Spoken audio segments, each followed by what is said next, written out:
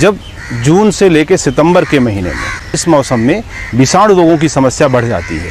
विषाणु रोग दो तरीके से पपीते में आते हैं। एक पर्णकुंचन रोग होता है जिसको बहुत से लोग मरोड़िया रोग भी कहते हैं, जिसमें ऊपर का हिस्सा जो है पत्ते सारे मुड़ जाते हैं, फिर जो भी नया पत्ता आता है वो मुड़ा हुआ होता है।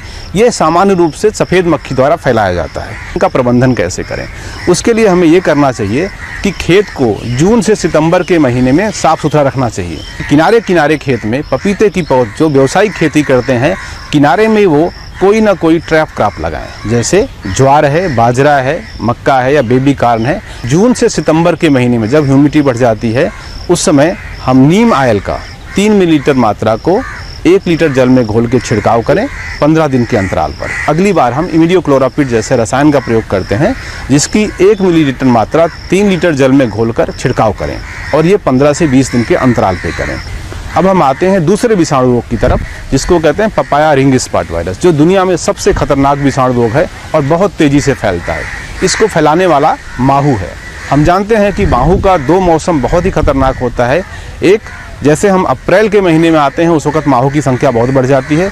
उसके बाद वापस अगस्त और सितंबर के महीने में माहू की संख्या काफ़ी बढ़ जाती है। 15 से 20 दिन के अंदर में ही ये बहुत तेज़ी से फैल जाता है। इसमें हमें ध्यान देने की ये बात है कि हम शुरू से ही जो कार्बनिक खादें हैं, ऑर्गेनिक सप्लीमेंट जिसे हम कहते हैं, जैसे ट्राइकोडर्मा है या आपका वर्मी कंपोस्ट है, सड़ी गोबर की खाद है, इसकी मात्रा को अच्छे से प्रयोग करें। नर्सरी से लेके जब उसकी रोपाई करने जाते हैं वहाँ प्रयोग करें। टाइमेथोड का भी प्रयोग कर सकते हैं, जिसकी 1 मिलीलीटर मात्रा को 1 लीटर घोल में मिलाकर छिड़काव करें। जो भी रसायन का हम प्रयोग कर रहे हैं उसको 15 से 20 दिन के अंतराल पे करें, और रसायन को बदलते रहना आवश्यक है, क्योंकि पपीता एक ऐसा पौधा है जिसमें अगर आप ज़्यादा कीटनाशी का या रसायन का प्रयोग करेंगे तो उसमें फाइटोटॉक्सिसिटी मतलब पत्ते खुद ही जलने शुरू हो जाते हैं। येलो स्टिकी ट्रैप होता है जिसका प्रयोग हम लोग करते हैं। येलो की स्टिकी ट्रैप जो है वो सफ़ेद मक्खी के अगेंस्ट में बहुत ही प्रभावी है।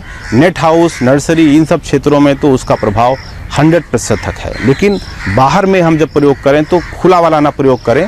एक शेप में आता, आकार में आता है, जिसमें वो सिर्फ अंदर के हिस्से में जाके कीट फंसते हैं, उनका प्रयोग करें। अब आते हैं हम तीसरी बीमारी की तरफ, जो अधिक पानी और अधिक तापक्रम के चलते होता है। ये फफूंद जनित रोग है।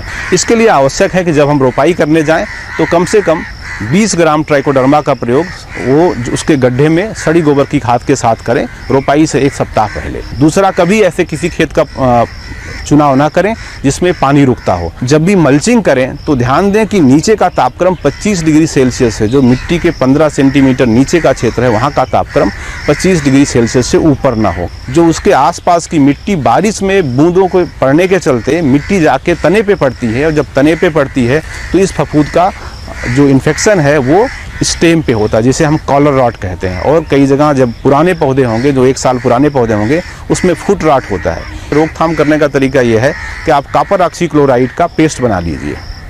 कॉपर ऑक्सीक्लोराइड का पेस्ट बना के तने का जो निचला हिस्सा है 15 सेंटीमीटर या जहाँ जहाँ आपको दिखाई पड़ता है कि यहाँ पर समस्या आ रही है, उसके ऊपर उसका लेप लगा दें। चौथी समस्या आजकल जो दिखाई पड़ती है, तो फूल का या जिसमें अंडाशय पहले से लगा होता है, फलनुमा आकार होता है, उसका जो इंड होता है स्टिग्मा पर, वहाँ पर देखेंगे कई बार आपको हल्की सी सड़न होगी, पीलापन होता है, गिर जाता है। इस समस्या से बचने का तरीका ये है कि ऐसे मौसम में खास करके अगस्त और सितंबर के महीने में आप 1 से 2 छिड़काव सूक्ष्म पोषक तत्वों का करें, चाहे वो जिंक सल्फेट बोरान के साथ हो। इसके साथ में बॉबिस्टीन की 1 ग्राम मात्रा का प्रति लीटर में मिला के छिड़काव करें। अगर आपके पास एन हार्मोन है, उसका प्रयोग आप 10 ppm की दर से बॉबिस्टीन के साथ 1 ग्राम प्रति लीटर के हिसाब से भी मिलाकर छिड़काव करें।